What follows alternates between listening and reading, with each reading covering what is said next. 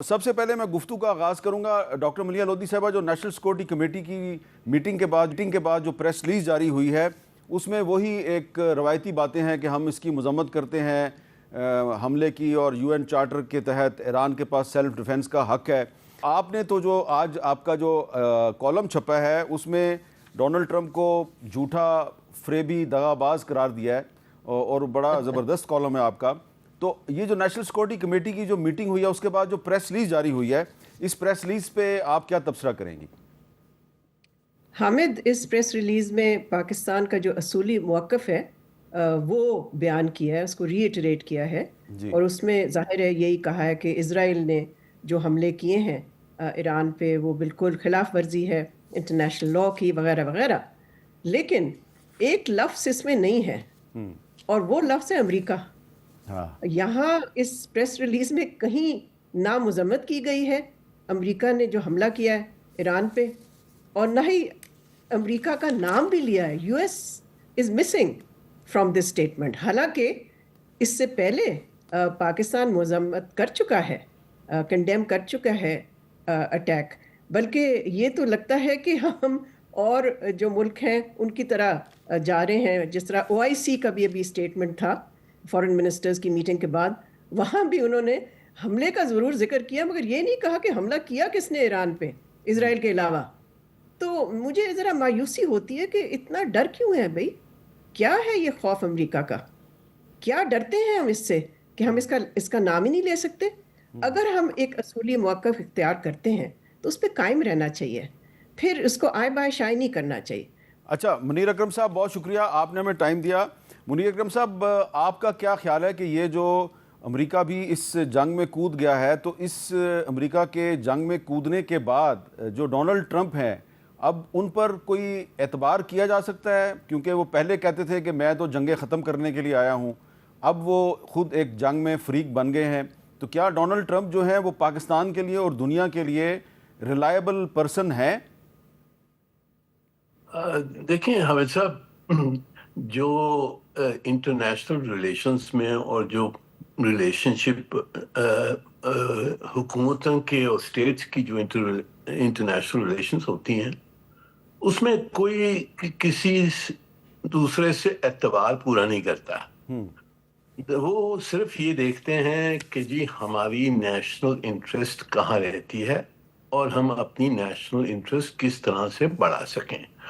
تو پاکستان کا موضوع صحیح ہے یا غلط ہے، میرے خیال میں جو سوچ ہے وہ یہی ہے کہ اب پریزیڈنٹ ٹرمپ صاحب نے بہت ہمیں دلاسے دیے ہیں، پرومسز کیے ہیں کہ ہندوستان پاکستان کی جو مسئلے ہیں ان کو حل وہ کروائیں گے وغیرہ وغیرہ۔ تو ہم نے وہ چیز بھی اپنے آپ پہ نظر رکھنی ہے۔ جو سب میں بڑا سوال ہے، جو اہم سوال ہے، وہ یہ ہے کہ اس وقت ابھی ایرانی حکومت کیا کرے گی، اس کا کیا جواب ہوگا، اور اس کے تحت پھر پوری جو کھیل ہے یہ انفولڈ ہوگی ان کے جواب پہ۔ اب ان کے کیا جواب ہو سکتے ہیں، اس میں بہت ساری ان کے پاس آپشنز ہیں۔ یا تو مذاکرات کر لیں اور نیوکلیر ڈیل کروا لیں، ان کی کمزوری ہے تو نیوکلیر ڈیل کر لیں۔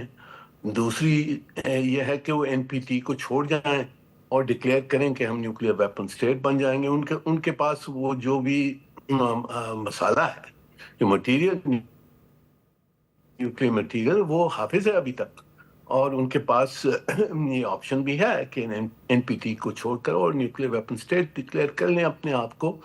تیسرا یہ ہے کہ وہ رسپونڈ کریں، جس طرح سے انہوں نے دھمکی دی ہے کہ ہم یوزز بیسز کو مار سکتے ہیں، ہم اسٹریٹ آف ہارمز کو بند کر سکتے ہیں، اور سب میں آخری یہ ہے کہ وہ جنگ جاری رہے۔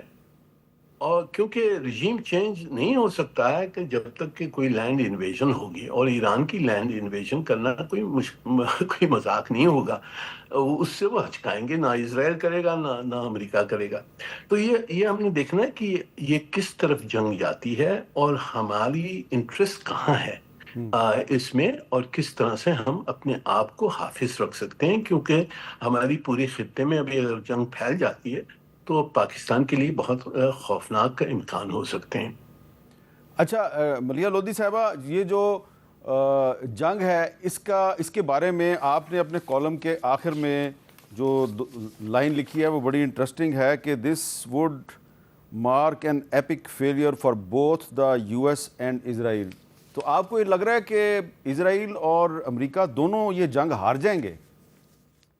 دیکھیں جنگ کا تو ابھی قبل از وقت ہوگا کہنا کہ یہ کس طرح سے پروسیڈ کرے گی، پھیلے گی نہیں پھیلے گی، طویل ہوگی نہیں ہوگی.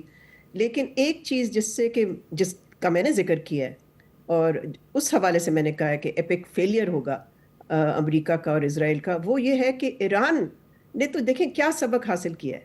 یہ تاریخ میں پہلی دفعہ ہے کہ 2 نیوکلیئر ویپن سٹیٹس نے ایک نان نیوکلیئر NPT ممبر کو اٹیک کیا ہے، اس پہ حملہ کیا ہے. تو کیا سبق لے گا ایران اس سے؟ اس سے سبق تو یہی لے گا نا کہ ہمیں تو نیوکلیئر ویپن سٹیٹ ہونا چاہیے. اور اگر یہ صحیح ہے، یہ رپورٹس تو آ رہی ہیں کافی مغربی پبلیکیشنز میں بھی، کہ ان کے پاس کوئی 400 کلو گرام کے قریب انریچڈ یورینیم ہے جو انہوں نے انرچ کیا ہے ٹو 60%. جی 60% سے 90% پہنچنا جو ویپن گریڈ ہوتا ہے مشکل کام نہیں ہے. تو کسی کو نہیں معلوم اس وقت کہ وہ 400 کلو گرام کدھر ہے. اور لگتا یہ ہے کہ ایران کے پاس وقت تھا اس کو کہیں اور لے جانے کا. جہاں پر بمباری کی ہے امریکہ نے، وہاں پر تو وہ نہیں رکھا ہوگا اس نے.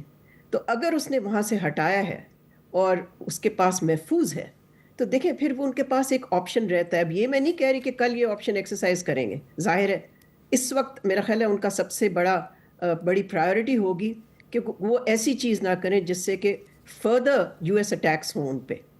تو میں سمجھتی ہوں کہ ان کا رسپانس اس کے مطابق ہی ہوگا، because they would not want to invite more US bombing of Iran.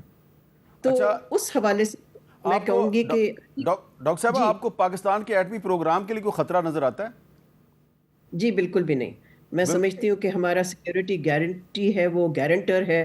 اور شکر ہے کہ ہم نے جس قسم کی اسٹرگل کی، سینکشنز کو فیس کیا، ہم نے امباگوز کو فیس کیا، ویسٹ نے ہر کوشش کی، امریکہ نے ہر کوشش کی، ہر قسم کا دباؤ ڈالا ہمارے ملک پہ، لیکن کسی حکومت نے کیپیچولیٹ نہیں کیا، سرنڈر نہیں کیا. اور یہ بڑی میرا خیال ہے ہمارے لیے it's a moment of it's a matter of pride for us, فخر کی بات ہے ہمارے لیے. تو میں نہیں سمجھتی کہ as a nuclear weapon state ہمیں اس طرح کا کوئی خدشہ ہونا چاہیے، بلکہ ہمیں کانفیڈنس ہونی چاہیے. بات یہ ہے کہ ہمیں کس چیز نے بچایا تھا from a wider war? Trump نے تو نہیں بچایا تھا. بالکل ٹھیک ہے، ہمیں تو اپنی نیوکلیئر ڈیٹرنس نے بچایا تھا. اچھا یہ اگر ہم بھول جاتے ہیں اس کا مطلب کہ ہمیں اعتماد ہی نہیں ہے اپنے نیوکلیئر ڈیٹرنس.